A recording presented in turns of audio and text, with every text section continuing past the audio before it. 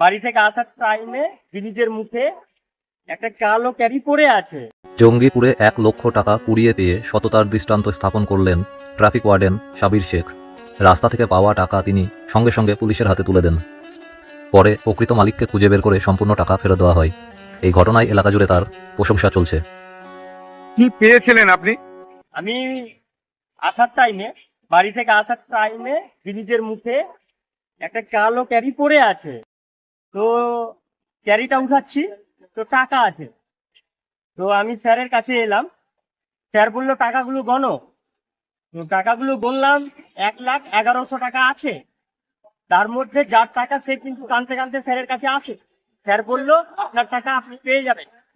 হ্যাঁ, আমাদের যেটা নিয়ম আছে সেই সিস্টেমে দরখাস্ত দাও, আধার কার্ড জমা দাও, পেয়ে যাবে। আর কোন ব্রিজে পেয়েছিলেন টাকাটা? আমাদের ভাগরতী ব্রিজ, আমি ট্রাফিক ওয়ার্ডেন্টের কাজ করি। স্যার ফুলতলায় পোস্টিং আছে। আপনার নাম? আমার নাম সাব্বির খান। ছিল আমার টাকা হারিয়েছিল কত টাকা মতো? ১,১১,০০০ মতো। কিসের জন্য নিয়ে যাচ্ছিলেন এই টাকা? মহাজনকে দিবার জন্য আমি নিয়ে যাচ্ছিলাম, বাড়ি থেকে আসছিলাম নিয়ে।